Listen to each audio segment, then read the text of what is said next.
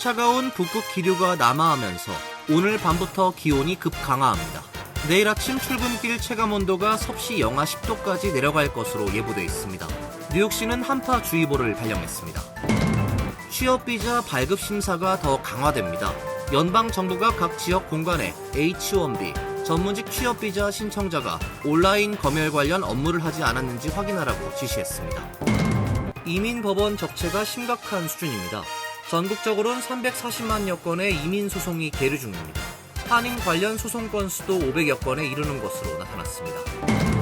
민주당 의원들이 성범죄자 제프리 앱스타인이 개인 은신처로 사용했던 카리브해 섬 저택의 사진과 동영상을 공개했습니다. 민주당은 곧 앱스타인의 재정 기록도 공개하겠다고 밝혔습니다. FDA 전직 국장들이 정부의 백신 정책을 과학에 대한 위협으로 규정하고 비판했습니다. 빠르게 진화하는 바이러스에 대한 대응을 늦춰 결국 더 많은 인명을 위험에 빠뜨릴 수 있다고 경고했습니다. 이상은 오늘의 주요 뉴스입니다. 시청자 여러분 안녕하십니까? KBN 뉴스입니다. 차가운 북극 기류가 남하하면서 오늘 밤부터 기온이 급강하합니다. 뉴욕 일원의 강추위가 예상되는데요. 내일 아침 출근길 체감온도가 섭씨 영하 10도까지 내려갈 것으로 예보돼 있습니다. 뉴욕시는 한파주의보를 발령했습니다. 국립기상청에 따르면 뉴욕시와 롱아일랜드, 북부 뉴저지 지역의 내일 아침 최저 기온은 화씨 21도, 섭씨 영하 6도가 예상됩니다. 시속 15마일의 강풍까지 더해져 체감 기온은 화씨 12도, 섭씨 영하 11도까지 내려갑니다. 내일 낮 최고 기온도 화씨 33도, 섭씨 0도로 올 겨울 들어 가장 추운 날씨가 예상됩니다. 구름이 많은 흐린 날씨에 지역에 따라 눈 또는 비가 예상되면서 기상청은 빙판길 사고에 주의할 것을 당부했습니다. 추워진 날씨는 내일 낮부터 기온이 올라가 주말엔 예년 기온을 되찾을 것으로 보이지만 다음 주 월요일과 화요일 다시 최저 기온이 화씨 20도, 섭씨 영하 6도와 화씨 18도, 섭씨 영하 8도까지 내려갑니다. 화요일엔 눈 소식도 있습니다. 다만 적설량은 많지 않을 것으로 보입니다. 수요일은 다시 기온이 올라가면서 내리던 눈이 비로 바뀔 것으로 예상됩니다. 취업비자 발급 심사가 더 강화되는데요. 연방정부가 각 지역 공간에 H-1B, 전문직 취업비자 신청자가 온라인 검열 관련 업무를 하지 않았는지 확인하라고 지시했습니다. 국무부는 지난 2일 전 세계 재외 공간에 전문을 보내 H-1B 비자 신청자 및 신청자와 함께 미국을 방문할 가족의 이력서나 링크드인 프로필을 검토하라고 지시했습니다. 신청자와 그 가족이 잘못된 허위 정보, 콘텐츠 관리, 팩트체크, 준법 관리, 온라인 안전 등의 활동을 포함한 분야에서 종사했는지 확인하기 위해서입니다. 링크드인은 취업에 초점을 맞춘 SNS로 사용자들은 자기 이력서를 올리고 경력과 관련한 동향을 공유하는 곳입니다. 국무부는 전문에서 만약 신청자가 미국에서 보호하는 표현에 대한 검열이나 검열 시도에 책임이 있거나 연루됐다는 증거를 확인하면 신청자가 비자를 받을 자격이 없다는 결론을 내려야 한다고 지시했습니다. 국무부는 모든 비자 신청자가 이 정책에 해당하지만 H-1B 비자 신청자들은 표현의 자유를 억압하는 데 관여한 SNS나 금융서비스 기업을 비롯한 기술 분야에서 자주 일을 하기 때문에 강화된 검증이 필요하다고 밝혔습니다. 국무부는 그들이 그런 활동에 참여하지 않았다는 것을 확실히 하기 위해 그들의 경력을 철저히 분석해야 한다고 강조했습니다. 이민법원 적체가 심각한 수준입니다. 전국적으로는 340만여 건의 이민 소송이 계류 중인 것으로 확인됐는데요.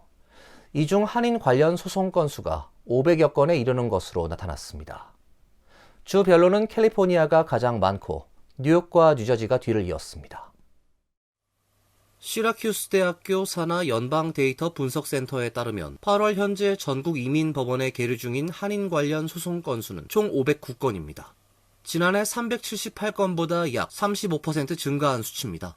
이민 소송에 연루된 한인 가운데 56명은 구금 또는 체포된 뒤에 석방됐고 4명은 여전히 구금 중입니다. 주별로는 캘리포니아 지역 법원이 153건으로 가장 많았고 뉴욕 80건, 뉴저지 66건, 조지아 39건 등이 뒤를 이었습니다. 전국 이민 소송 중 한인 사례 연령별로 보면 45에서 59세가 135건으로 가장 많았습니다. 이어 35에서 44세 91건, 25에서 34세 55건, 60세 이상 41건 순으로 나타났습니다. 이민 전문 변호사들은 트럼프 행정부 출범 이후 수십 명의 이민 판사가 해고되고 예산이 축소되면서 법원의 업무 적체가 심화하고 있다고 밝혔습니다. 법원의 업무 지연으로 체류 허가 결정 등 이민법 관련 소송 전반이 지연되는 상황입니다. 이민소송 적체는 DHS의 불체자 단속 강화와도 맞물려 있습니다. 비영리 언론기관 미션 로컬은 트럼프 행정부에서 DHS의 권한이 강화되면서 이전 소송권까지 재검토하고 있어 이민법원의 업무 부담이 커지고 있다고 지난 1일 보도했습니다. 매체는 트럼프 행정부는 ICE에 4년간 750억 달러의 예산을 배정했지만 이민심사 행정국 산하 판사들에겐 33억 달러만 편성했다며 판사 부족 등으로 인해 지난 정부 시절 평균 25분 정도 걸리던 이민 심리가 지금은 4시간가량 소요된다고 전했습니다. 한편 전국적으론 총 341만 3,337건의 이민 소송이 계류 중입니다. 주별로는 플로리다 법원이 51만 9,483건으로 가장 많았고 이어 텍사스, 캘리포니아, 뉴욕이 뒤를 이었습니다. 도널드 트럼프 대통령이 뇌물수수 혐의를 받는 민주당 하원 의원 부부를 깜짝 사면했습니다. 여당인 공화당과 사전 교감이 없었던 것으로 알려지고 있는데요. 공화당 지도부는 당혹스럽다는 분위기입니다. 트럼프 대통령은 어제 SNS 트루소셜을 통해 헨리 쿠엘라 민주당 하원 의원 부부를 사면한다고 발표했습니다. 트럼프 대통령은 쿠엘라 부부가 전임 바이든 행정부의 국경 정책에 반대했다는 이유로 기소됐다며 정치적 반대자들 및 자신과 의견이 다른 모든 이들을 겨냥해 사법제도를 무기화했다고 주장했습니다. 이어 급진 좌파 민주당은 민주주의의 완전하고 절대적인 위협이라면서 그들은 국조와 의제에 반대하는 자라면 누구든 공격하고 약탈하며 거짓말하고 파괴할 것이라고 비난했습니다. 트럼프 대통령은 이 밖에 다른 이유들로 쿠엘라 의원 부부를 완전하고 무조건 사면한다며 헨리, 난 당신을 모르지만 오늘 밤은 편안히 잠들 수 있을 것이다. 당신의 악몽은 마침내 끝났다고 선언했습니다. 쿠엘라 의원 부부는 2014년부터 2021년까지 아제르바이잔 석유회사와 멕시코 은행으로부터 60만 달러 상당의 뇌물을 받은 혐의로 기소돼 내년 재판을 앞두고 있습니다. 유령 회사와 허위 컨설팅 계약을 맺은 혐의도 받고 있습니다. 트럼프 대통령은 이번 결정을 두고 공화당 지도부와 논의하지 않은 것으로 파악됩니다. 마이크 존슨 하원 의장은 트럼프 대통령이 SNS를 통해 사면을 발표하기 전 미리 알리지 않았다고 밝혔습니다. 쿠엘라 의원은 SNS를 통해 트럼프 대통령의 탁월한 리더십에 감사드린다며 이번 결정으로 논란이 해소돼 남부 텍사스를 위해 전진할 수 있게 됐다고 환영했습니다. 민주당 의원들이 성범죄자 제프리 앱스타인이 개인 은신처로 사용했던 카리브해 섬 저택의 사진과 동영상을 공개했습니다. 민주당은 곧 앱스타인의 재정 기록도 공개하겠다고 밝혔습니다. 민주당이 공개한 100여 장의 사진과 짧은 영상은 미국령 버진 아일랜드에서 앱스타인이 소유했던 리틀 세인트 제임스 섬에 있는 저택을 보여줍니다. 사진들은 앱스타인이 숨진 다음해인 2020년에 촬영됐습니다. 앱스타인은 이 섬에서 대중의 눈을 피해 유력 인사들을 초대해 미성년자 여성들에게 성관계를 강요한 혐의를 받았습니다. 공개된 사진에선 벽면에 남성 얼굴 가면 여러 개가 붙어있는 치과 진료실이 등장합니다. 앱스타인의 마지막 여자친구였던 치과의사 카리나 슐리악이 사용한 공간으로 추정됩니다. 또 다른 방의 칠판엔 기만, 권력, 진실, 정치 등의 단어가 적혀 있었습니다. 다른 단어들은 이미지를 공개한 민주당 측에서 삭제한 것으로 알려졌습니다. 민주당은 사진 공개는 수사의 투명성을 보장하고 앱스타인의 끔찍한 범죄의 전모를 파악하는 데 도움이 되기 위한 노력 중 하나라고 소개했습니다. 민주당은 JP 모건과 독일 도이체방크에서 앱스타인의 재정 기록을 받았으며 앞으로 며칠 안에 일부를 공개할 계획이라고 덧붙였습니다. 앞서 지난달 18일 연방 상하원에선 앱스타인 파일을 30일 내 공개할 것을 요구하는 법안이 초당적 합의로 가결됐습니다.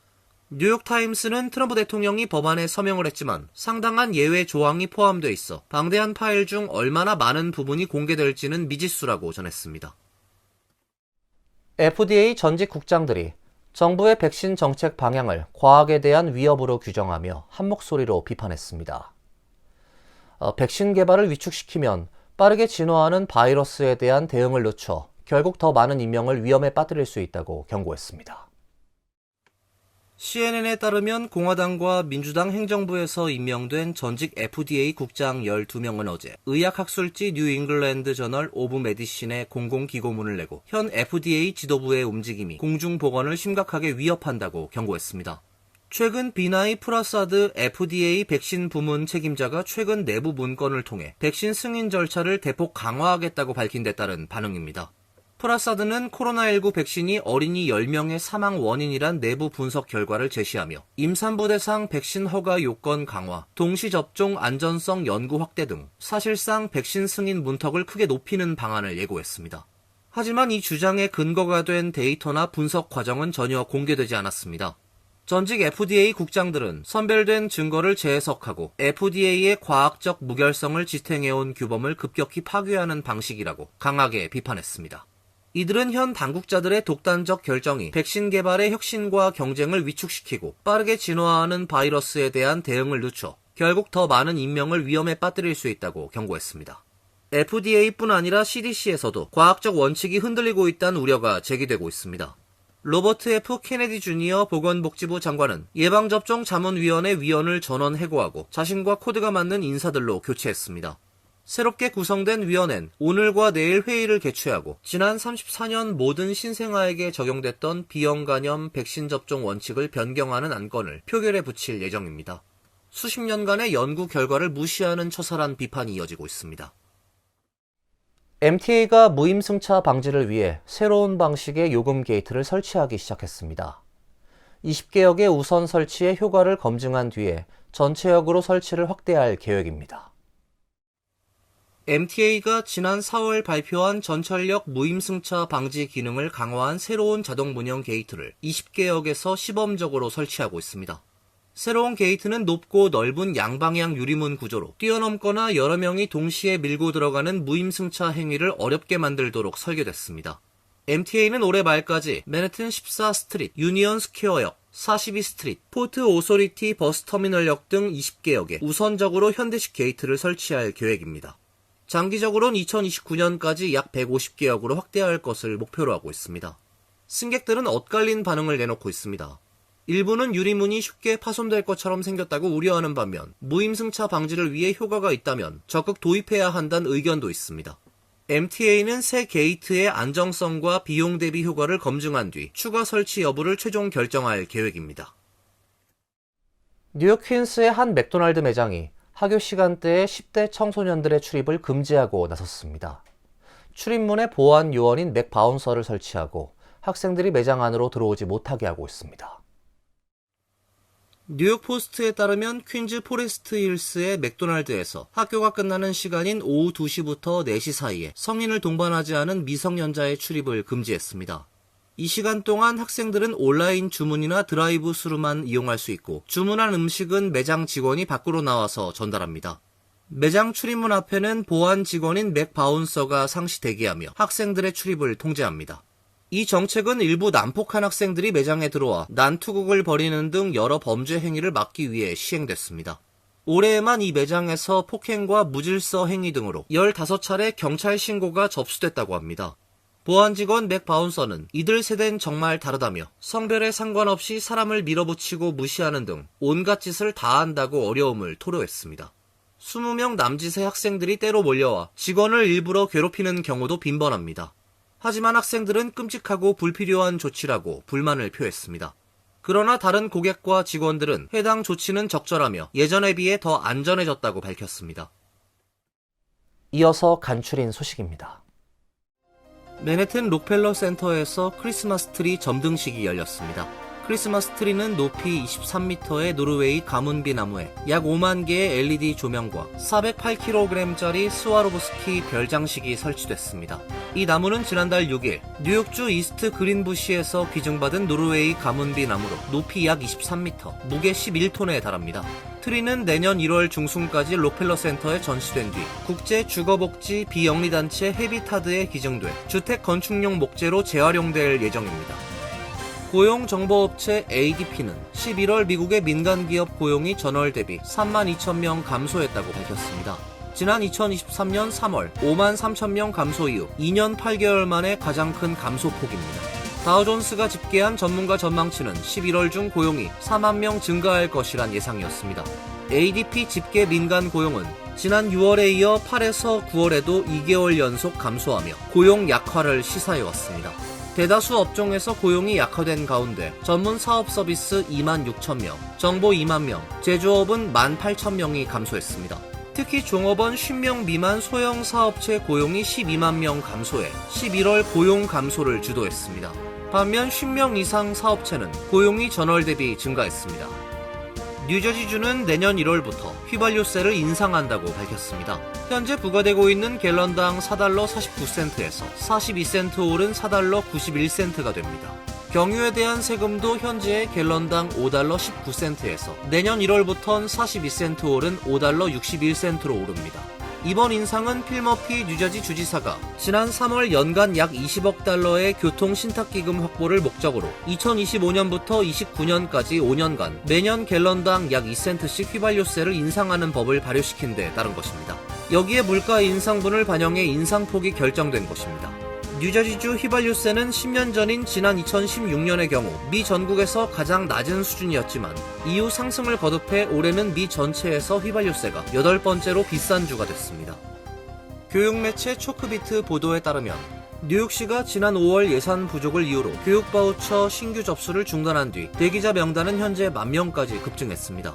뉴욕주는 생후 6주에서 13세 아동에 대한 보육비용 부담을 완화하기 위해 지역 중위소득 85% 이하 가정 중 요건을 충족하는 가정에 보육 지원 프로그램 바우처를 제공하고 있습니다.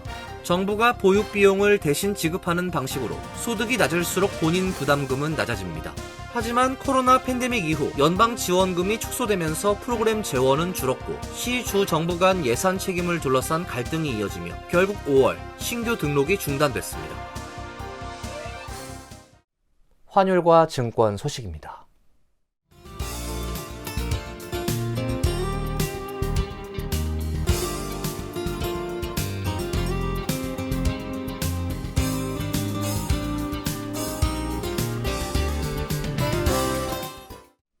이어서 날씨입니다. 내일은 약간 구름이 끼는 추운 날씨가 예상됩니다. 낮 최고 기온 33도, 섭씨 2도, 밤 최저 기온 29도, 섭씨 영하 2도로 예상됩니다. 토요일은 다시 구름이 많아지면서 흐린 날씨가 예보돼 있습니다. 일요일도 흐린 날씨가 이어지겠습니다. 이상으로 KBN 뉴스를 마칩니다. KBN과 함께 즐거운 시간 되시길 바랍니다. 미 동부 최대 한인방송 KBN이 제작하는 KBN 뉴스는 웹사이트 mykbn.com 그리고 유튜브와 페이스북에서 다시 보실 수 있습니다. 좋아요, 구독, 알림 설정은 뉴스 제작에 큰 도움이 됩니다.